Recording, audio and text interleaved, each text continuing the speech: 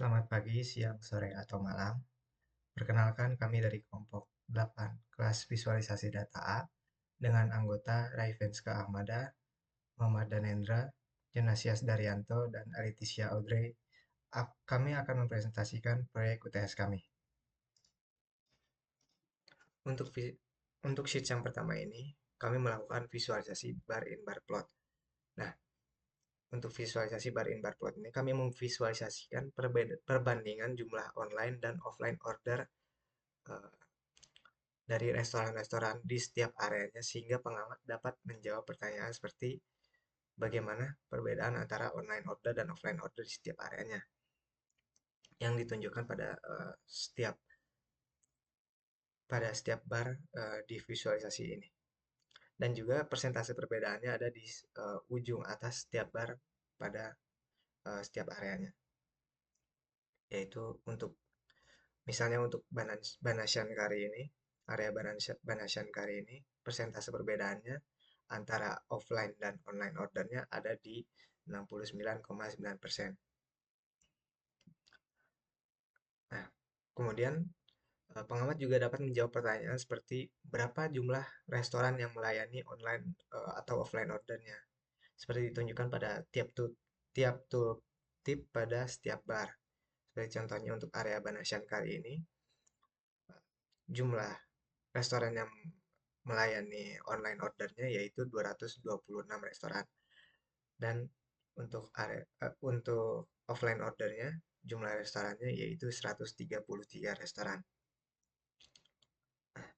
Terakhir, pengamat juga dapat melihat reference line yang berada di 118,417 untuk melihat rata-rata jumlah restoran dari semua area dan menentukan area mana sajakah yang jumlah restoran dengan pelayanan online atau offline ordernya ada di atas rata-rata jumlah seluruh restoran. Pada visualisasi ini, kami membuat sebuah table view untuk menganalisis cuisine type mana sajakah yang memiliki rating tertinggi di setiap areanya. Ditunjukkan dengan warna hijau, yaitu cuisine type dengan rank teratas atau rank nomor 1 dari setiap areanya. Dengan visualisasi ini, kita juga dapat menganalisis juga berapakah nilai rata-rata rating dari restoran dengan ranking nomor 1 tersebut dan ada berapa sajakah orang yang mereview restoran tersebut. Seperti pada area Banasyan kali ini, untuk ranking nomor satunya ada di cuisine type Asian dan di cuisine type salad, yaitu dengan perolehan rata-rata ratingnya ada di 4,2 untuk keduanya. Dan untuk Asian ada 354 review totalnya. Dan untuk salad ada 64 review. Begitu juga dengan area-area yang lainnya.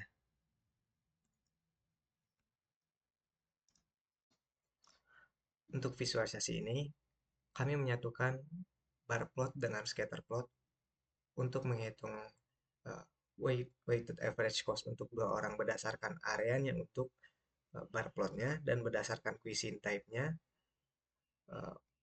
untuk scatter plotnya. Nah, perhatikan bahwa cuisine type yang dipilih memiliki warna yang berbeda-beda seperti pada uh, pada visualisasi ini, yaitu American ada di warna biru, Arabian ada di warna oranye, Chinese ada di warna merah, dan Italian ada di warna kuning. Dan juga jika pengamat memilih cuisine type yang tertentu, maka weighted average total cost-nya juga akan berubah mengikuti cuisine type mana saja yang akan dipilih. Seperti misalnya, jika pengamat tidak ingin memasukkan cuisine type Italian, maka untuk area Banasyankari yang awalnya biaya rata-ratanya 471 berubah menjadi 400. Baik, selanjutnya saya akan melanjutkan untuk membahas mengenai visualisasi data terkait area terbaik untuk membuka restoran berdasarkan Opportunity Index. Nah, jadi tujuan visualisasi ini adalah untuk membantu para pembisnis atau pengusaha untuk menentukan di manakah area terbaik untuk membuka suatu restoran, seperti itu. Nah, Opportunity Index itu sendiri dibangun berdasarkan dari nilai rating dan jumlah restoran yang ada. Nah, tujuannya adalah untuk melihat di area manakah yang memiliki rating tertinggi, namun pesaingnya itu masih sedikit. Seperti itu. Nah, lalu jika kita lihat pada visualisasi ini, nilai-nilai angka ini merupakan nilai dari Opportunity Index setiap areanya. Jadi sebagai contoh, misalkan untuk Lavella Road, nilai Opportunity Index-nya itu sebesar 0,0257. Nah, lalu nilai highest Opportunity Index itu berada pada area Residency Road dengan nilai Opportunity Index-nya itu sebesar 0,19. Nah, kalau misalnya kita lihat di sini, di area ini tuh untuk menentukan jenis restoran apanya, itu kita bisa lihat pada grafik yang ini bahwa terlihat bahwa beverage shop ini menempatkan pada posisi pertama untuk opportunity index-nya. Nah, angka 12483 ini bukan urutannya, namun angka ini adalah jumlah restoran yang sudah beroperasi pada area tersebut gitu. Dalam konteks ini berarti area Residency Road. Nah, lalu dari sini kita bisa melihat gitu, bisa memberi saran kepada pembisnis. Jadi untuk para pembisnis yang ingin membuka restoran pada area Residency Road ini, beverage shop ini memiliki nilai peluang yang cukup baik gitu untuk dibuka ketimbang dari 4 lainnya gitu. Namun, jika pembisnis ini dia sudah menetapkan jenis restoran yang ingin dibuka, seperti contoh misalkan pembisnis ini dia sudah menetapkan kalau dia fix bakal buka restoran fine dining. Nah, kita bisa pakai filter untuk membantu si pembisnis ini melihat area mana yang berpotensi. Nah, kalau dari visualisasi ini terdapat 3 area yang berpotensi untuk dibuka gitu yang dapat menjadi pertimbangan untuk pembisnis. Nah, yang pertama ada area Marathahali yang menempatkan pada posisi pertama, yang dengan nilai average-nya rate-nya itu sebesar 4,5, lalu number of rating-nya itu sebanyak 785, dan jumlah pesaingnya pun masih satu. Nah, kalau kita geser ke area berikutnya, itu ada area Biresandra dengan average rate-nya itu sebesar 4,1, yang dimana ini lebih kecil ketimbangan area Marathahali yang sebelumnya. Dan number of rating-nya pun lebih kecil, dia 353 dan jumlah pesaingnya satu, masih sama tapi ya. Dan kalau kita bergeser lagi ke sampingnya, nah ini ada area Banansakari. Nah ini unik, sebenarnya average rate-nya itu sebenarnya 3,8, namun number of rating-nya 153. Nah hal ini bisa menjadi potensi juga bagi pembisnis karena tahu bahwa saingannya ini memiliki rating yang cukup kecil dibandingkan dengan area Marathahali ya. Jadi restoran yang sudah beroperasi pada area Banansakari ini memiliki ratingnya 3,8 saja jika pembisnis ini yakin bahwa bisnisnya akan lebih tinggi mencapai rating restorannya, mungkin ini dapat menjadi opportunity yang bagus. Namun kita balik lagi kepada market. Kalau misalnya kita bandingkan market Banansakari dengan Marathahali, Marathahali ini jauh jauh lebih banyak gitu. Kita bisa lihat dari number of ratingnya pada area ini itu sebesar 785 gitu. Namun hal ini balik lagi kepada tangan pembisnis untuk mengambil keputusan gitu. Lalu kita lanjut ke visualisasi berikutnya, yang dimana visualisasi ini menjelaskan heat map, rating, dan rank setiap tipe makanan dari setiap area. Nah, jadi maksudnya adalah visualisasi data ini tuh menjelaskan atau lebih tepatnya mengurutkan setiap area berdasarkan nilai rating dari grup restoran type-nya, dari jenis restorannya gitu ya. Jadi sebagai contoh misalkan untuk area Banansakari, restoran bakery pada area Banansakari ini menempatkan posisi ketujuh. Lalu untuk area Marathahali, untuk restoran bakery-nya tuh dia menempatkan pada posisi ketiga.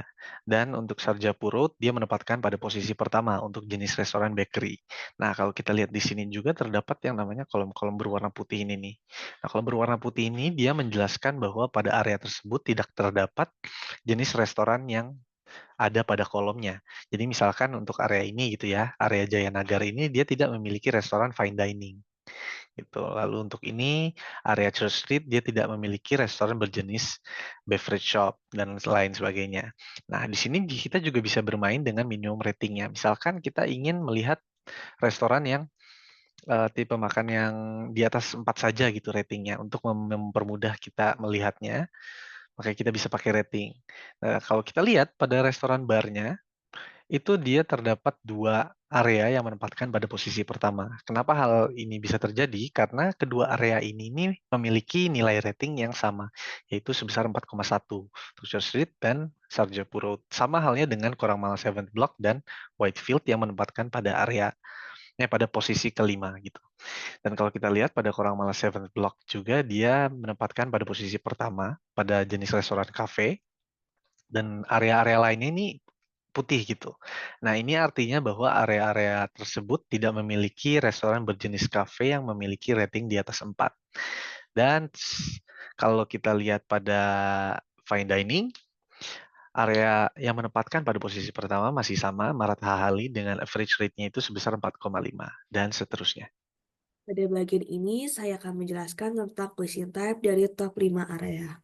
Areanya ada Barian Sandra, Indira Nagar, Belandur, Braget Road, dan juga Maleswaram.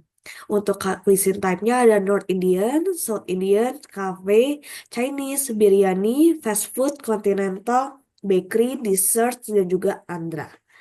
Dapat dilihat pada visualisasi data ini bahwa cuisine type North Indian yang paling diminati di 5 area ini.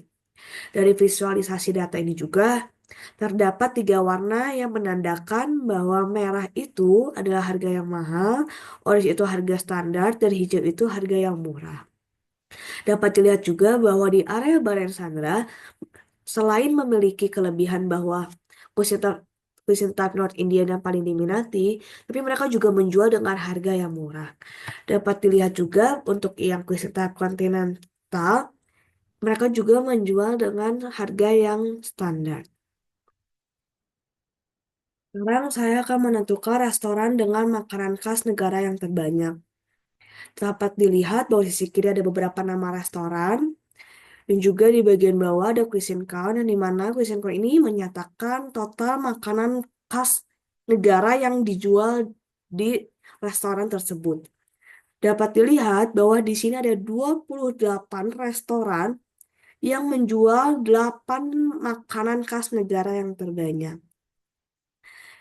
Di sini dapat dilihat bahwa salah satu contohnya ada Asia Life dengan cuisine count-nya itu 8. Jadi, untuk restoran Asia Life ini, mereka menjualkan 8 tipe makanan khas negara, yaitu negara India.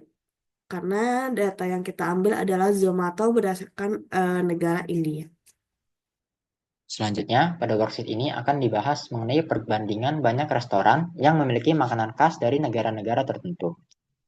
Dapat dilihat bahwa visualisasi pada bagian atas menunjukkan perbandingan banyaknya restoran antar makanan khas. Dan visualisasi pada bagian bawah menunjukkan jumlah total restoran dari makanan khas yang dipilih dengan reference line rata-rata total banyaknya restoran untuk makanan khas yang dipilih. Misal, pada area pertama ini ada Banas Cannery. Di sini Chinese-nya ada 19, Italianya ada 18, dan Amerikanya ada 2.